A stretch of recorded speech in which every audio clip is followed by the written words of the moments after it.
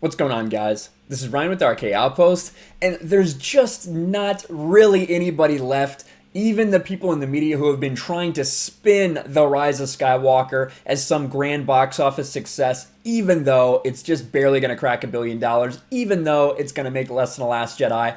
Everyone is finally starting to come around and having to realize what this movie is. We still have a couple people left still trying to defend this movie, and we'll go over an article that I just saw.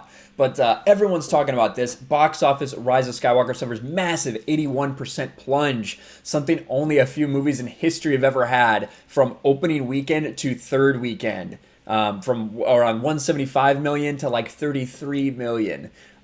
Pretty huge. Not any staying power for this movie. It's really trailing off, especially domestically. You have people like Scott Mendelsohn who, listen, we've been watching Scott Mendelsohn for the past 2 years defend The Last Jedi and get upset about The Last Jedi. He, from the beginning, has not liked The Rise of Skywalker, but he came out today and has showed how, Star Wars remained consistent, but Marvel's popularity exploded. And I even think that is stretching the truth. Star Wars hasn't remained consistent. You had $2 billion, then 1.3. Now you're going to have $1.1 billion. So even that, Scott Mendelsohn, I think, is stretching the truth a little bit. But he's right.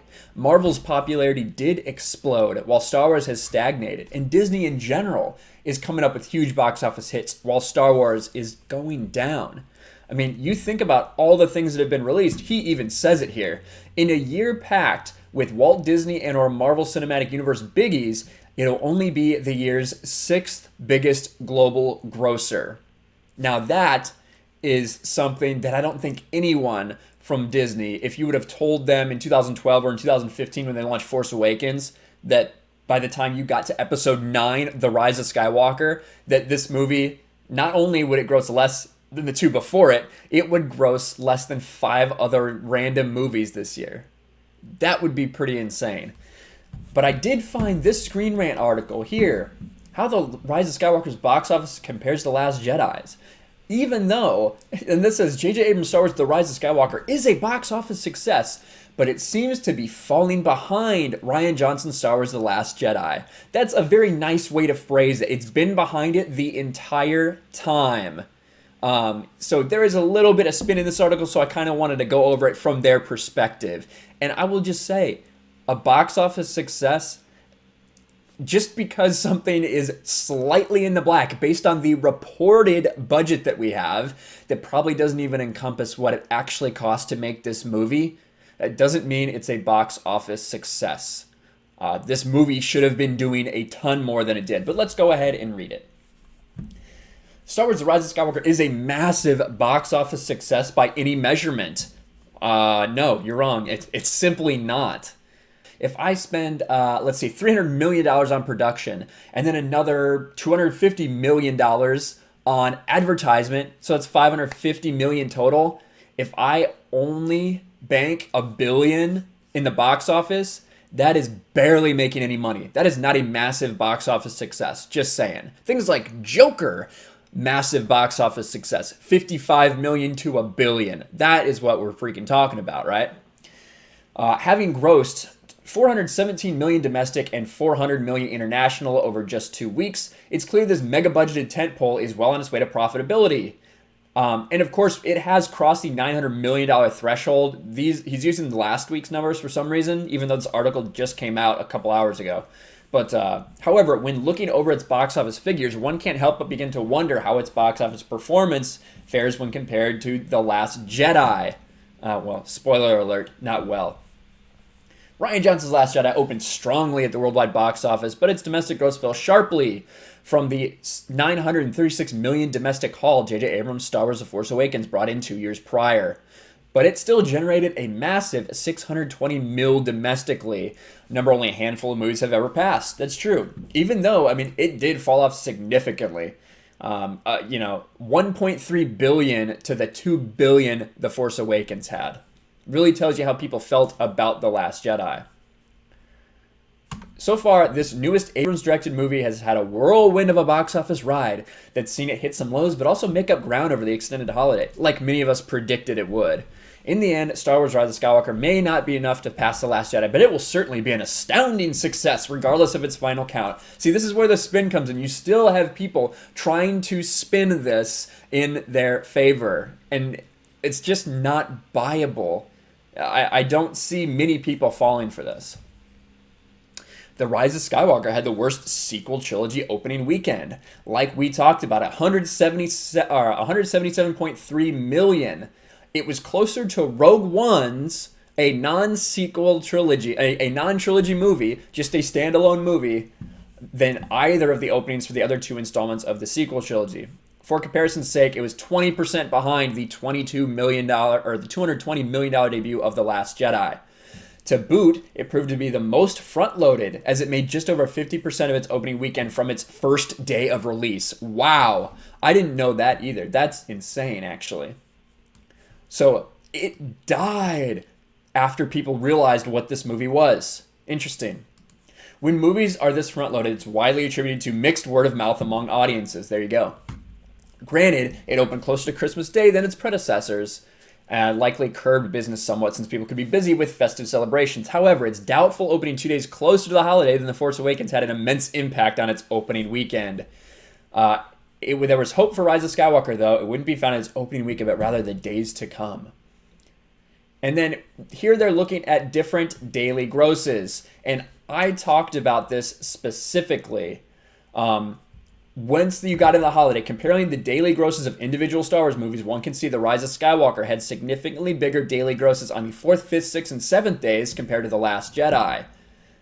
And this is where people started gaining all this hope once it started creeping in after this first week. And I said what I said to them. I said, you have to wait, because once it gets to the part where The Last Jedi hits its Christmas, it's going to open up a lead and it's not going to look back. I go all the way down through Sunday, because this is what we're comparing. That was Christmas Eve. Look at the bump that it had for Christmas Day, up 55% on Christmas Day. This Christmas bump is not factored into Last Jedi's comparisons yet when they look at Rise of Skywalker to The Last Jedi. So what I think we're about to see is a normal Monday for the Rise of Skywalker, but it's going to have to be factored into The Last Jedi's increased Christmas haul, because you can see it did 27 on Monday and 27 on Tuesday, just like we saw those big numbers for The Rise of Skywalker. So I think that maybe when people are saying, oh, this is a huge win for everyone, all that stuff, they're not quite looking into it.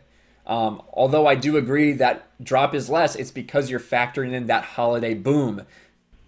The Rise of Skywalker was just 7 days into its run, had narrowed the gap between The Last Jedi from 19.5 to a tiny 2.5%. In response, numerous media outlets began to run headlines declaring The Rise of Skywalker is now assured to surpass the lifetime gross of The Last Jedi. But that didn't really work, did it? Because then we saw exactly what I said. The numbers for The Last Jedi start to hit its holiday run. It picked up, and The Rise of Skywalker continued to fall. Now, The Rise of Skywalker, exactly. They're just explaining exactly what I'm telling you. That any person that looks at the box office could have predicted this. But for some reason, a lot of these media outlets didn't want to see it or just refused to write about it. After its 14th day of the release, the haul was now 10% behind The Last Jedi's. And this is talking about what exactly it will make in the end. It talks about how different the third weekend haul, 52 for Last Jedi versus 34. I think that most people expect this movie globally to be just under $1 billion by the time this fourth weekend comes to a close. So on Sunday, we will probably be talking about just under $1 billion. By the end of the run, you're looking at about 1.1, which, I mean, honestly, like I said, like anybody should be saying, that is not what they may tout it as a success, but I think we all know it's not. This should have crescendoed to release. This should have done huge numbers, but people, the majority of people who went to Force Awakens just didn't stay on. They aren't interested anymore. Imagine that. Half of the people that went to Force Awakens will not be going to this movie, or at least half the ticket sales. Sure, you're going to have repeat viewers and things like that. TFA had a ton of repeat viewers. That's what gets these movies this huge number. But when it's all said and done, there's no doubt in Lucasfilm, in Disney, where they're sitting there looking at the numbers, they are disappointed as hell with the fact that this movie is going to make half as much as The Force Awakens. They didn't generate any additional buzz. They didn't generate any value for the franchise. They lost value for this franchise at the end of the day. And there's only so many more of these articles that can come out before this is done, and all the heads roll at Disney and at Lucasfilm. Once we see exactly how seriously they take this failure, if Kathleen Kennedy will lose her job, or if they'll let her retire, or what have you. I just can't see her hanging around for much longer. But I want to know what you guys think. I think it's laughable that there's anyone still trying to defend this. Even though it is the media, the show media, you know that there's going to be some people on their side. You can't look at this, from me, from an objective point of view, and say that lower and lower and lower box office returns, that you can go and crow away that as a success. I just don't think it is. But let me know what you guys think in the comments below. Make sure you smash the like button, subscribe to the channel, ring the bell for notifications, share this video out there, and I'll talk to you guys later. Thanks for watching, everyone, and a huge shout out to my patrons. I appreciate you guys so much. Want to follow me on Twitter or Instagram? Check out the description below. You'll find links to my P.O. box and my Patreon as well. And I'll talk to you guys later.